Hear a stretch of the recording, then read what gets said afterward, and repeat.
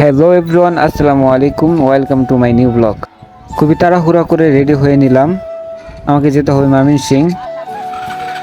তো যাত্রাপথে সালাউদ্দিন মোটরসাইকেল নিয়ে আমাকে কিছুটা পথ আগিয়ে দিল। তো পাগলা বাজার থেকে সিএনজি করে রওনা দিয়ে দিলাম বইলরের উদ্দেশ্যে। বইলর মোড়ে এসে আমার আঙ্কেলের জন্য আমি অপেক্ষা করতেছি, আমার সাথে আমার আঙ্কেল যাবে। কিছুক্ষণ পর আমার আঙ্কেল চলে আসে, তার গাড়িটা পার করতে যাচ্ছে। বাহিরে অনেক গরম ছিল, তাই এক দোকান থেকে আমি একটা ডিঙ্কু কিনে নিলাম। বাহিরে অনেক গরম থাকায় ডিঙ্কুর স্বাদটা অনেক ভালো লাগছিল, পার্সোনালভাবে আমার কাছে খুবই ভালো লাগে।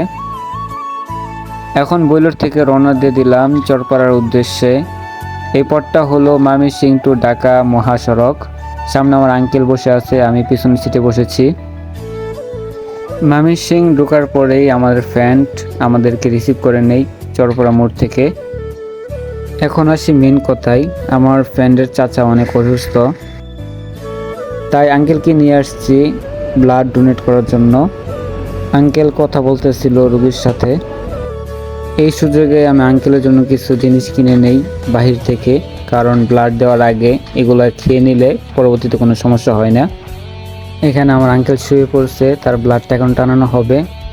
এখন আপনারা বলতে পারেন যে এগুলা ভিডিও করার কি আছে। দেখেন ভাই, একটা কথা বলি, ব্লাড ডোনেট করার মতো মজা আমি অন্য কোনো কাজে পাইনি। যাদের বয়স 18 বছরের বেশি তারা চেষ্টা করবেন ব্লাড ডোনেট করার জন্য। আমি কথা দিচ্ছি, অনেক শান্তি পাবেন। আর রক্তদান করাটাও হলো বড় একটা ইবাদত। আর রক্তদান করলে নিজের শরীরের জন্য অনেক উপকার। কিছুক্ষণ পর যে ব্লাডটা টানানো হয়েছে সেটা রোগীর শরীরে প্রবেশ করানো হচ্ছে। আর সকলেই দোয়া করবেন যেন আমাদের আঙ্কেল আবার তাড়াতাড়ি করে সুস্থ হয়ে ওঠে। সো আমাদের কাজ শেষ, আমরা চলে যাচ্ছি এখন বাসার দিকে। ক্লিনিক থেকে বার হওয়ার পরেই দেখি যে মুক্তা আমার সামনে। ওরও পজিটিভ ছিল, কিন্তু রক্ত দিতে খুবই ভয় পাই। আমাদের ফ্রেন্ড লিস্টে এমন অনেকে আছে যে রক্ত দিতে ভয় পাই। আমি একটা কথা বলবো যে এখানে ভয় পাওয়ার মতো কিছু নেই। আপনি একবার যদি দেন তারপরে বারে বার দিতে মন চাবে। সো বন্ধুরা, আজকের মতো এই পর্যন্তই। সকলে ভালো থাকবেন।